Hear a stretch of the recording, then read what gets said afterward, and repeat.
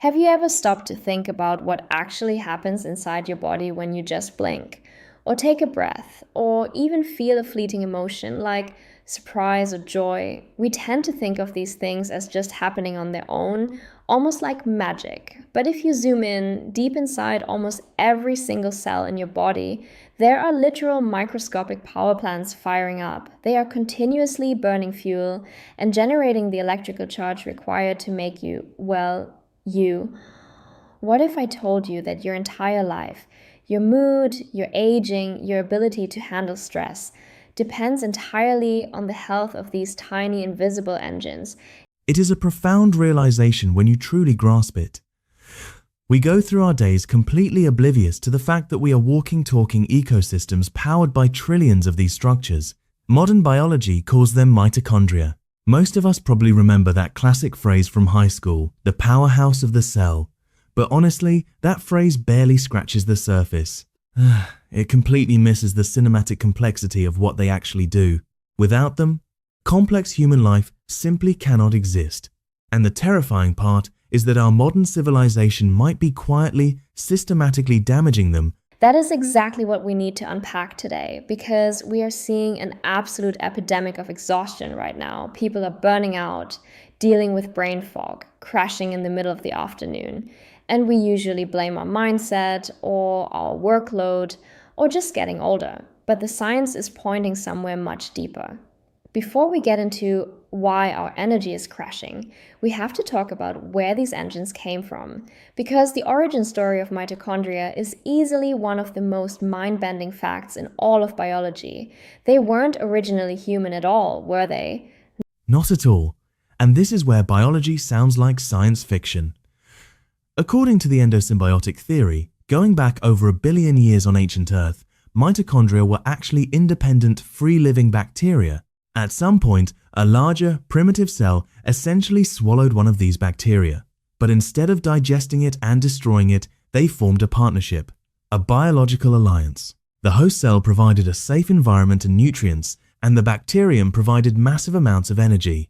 That single evolutionary merger is what allowed life to evolve from simple, single-celled organisms into complex, multicellular life forms. So we are literally walking around with ancient biological machinery inside of us. It's like a prehistoric corporate merger that ended up saving the world.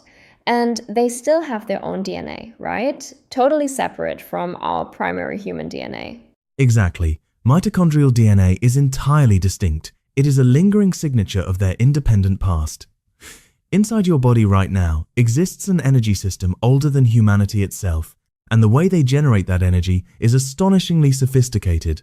They take the oxygen we breathe, along with the glucose, fatty acids, and ketones from the food we eat, and they run it through this incredibly complex microscopic assembly line.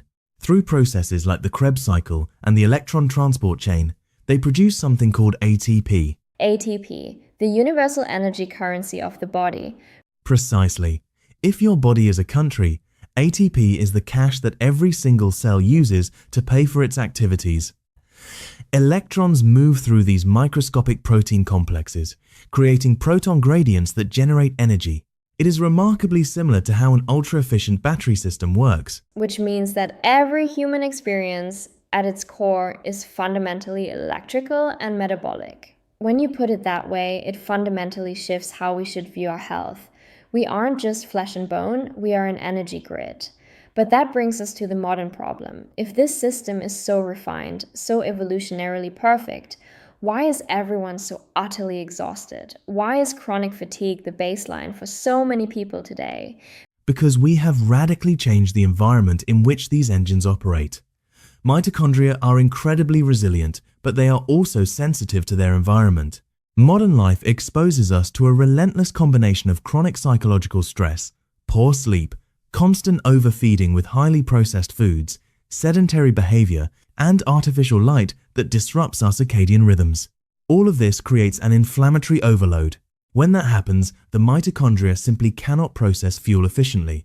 The biological battery stops holding a charge. So when someone says they are exhausted, it might not be a psychological lack of willpower. It's a literal cellular brownout. The power grid is failing at the microscopic level. Exactly. Fatigue is the body's warning light. It happens when energy production becomes dysregulated. And nowhere is this more obvious or more damaging than in the brain. Let's dive into the brain, because brain fog is a term you hear everywhere now. People can't focus, their memory slips, they feel disconnected. How much of that is tied directly to mitochondrial function? Almost all of it. The brain is an absolute energy monster. It only makes up about 2% of your total body weight, but it consumes roughly 20% of your body's total energy. Neurons are firing constantly, and that electrical activity requires massive amounts of ATP. Memory consolidation, focus, emotional regulation, all of these are highly metabolic processes. When mitochondrial efficiency drops, the brain is usually the very first organ to feel the impact. Brain fog isn't just a vague symptom, it is a direct energetic deficit in your neural networks. That makes perfect sense. If a city doesn't have enough power, the first thing it does is dim the lights and shut down non-essential services. When our brain doesn't have enough cellular energy, it dims our focus and our mood. It's a survival mechanism. But what about the long-term effects? If these engines are constantly sputtering or running poorly, how does that tie into the aging process? That is where the concept of oxidative stress comes into play. Think about a car engine. When it burns fuel, it creates exhaust. Mitochondria do the same thing. As they produce energy, they naturally create byproducts called reactive oxygen species, commonly known as free radicals. In small, balanced amounts, these molecules are actually crucial. They act as signaling molecules to tell the cell what to do. But when the mitochondria are damaged or overworked by our modern lifestyle, they produce way too much of this exhaust. And that excess exhaust starts damaging the engine itself.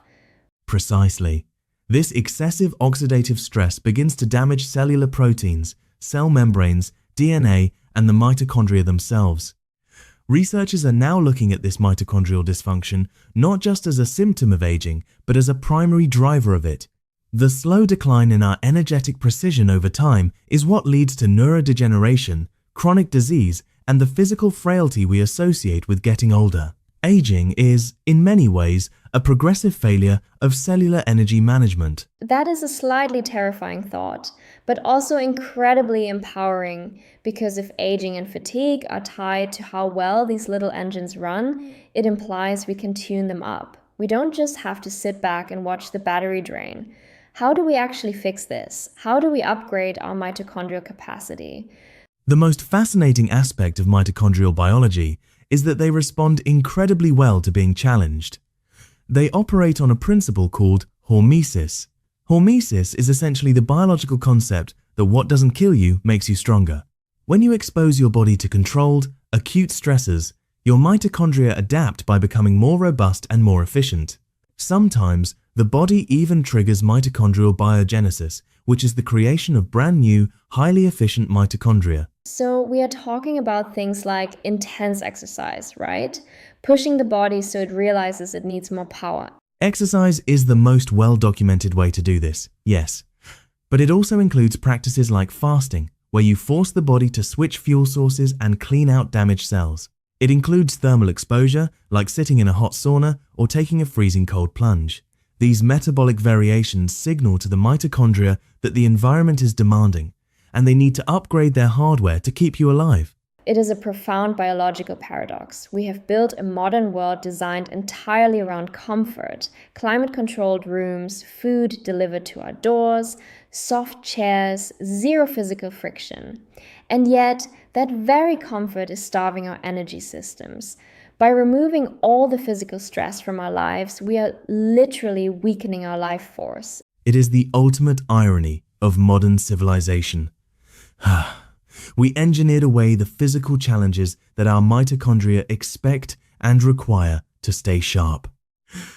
True vitality, having that sharp mental clarity, the physical resilience, the motivation to tackle your day, requires healthy cellular energy. It requires us to artificially reintroduce those challenges back into our daily routines. Health isn't just the absence of a disease. True health is the capacity for efficient, robust energy production. I love that definition. Health is efficient energy production. It shifts the entire paradigm. Looking ahead, where is the medical and biohacking field taking this? Because it seems like if we can measure and optimize this hidden engine, we change the future of human longevity. We are already seeing the shift. Future medicine is going to focus on the mitochondria directly. Emerging technologies and wearables are moving beyond just counting steps. They are looking at metabolic flexibility, heart rate variability, oxygen utilization, and glucose variability. We are moving toward identifying specific mitochondrial biomarkers. The entire future of health optimization will center around cellular energy resilience. Because if you fix the energy source, you downstream fix the immune system, the brain, the muscles, and the aging process. Everything downstream relies on the power plant. It really makes you pause and reconsider every choice you make during the day. Deep inside your body, right at this exact second, these tiny ancient engines are working relentlessly in total silence to sustain your existence.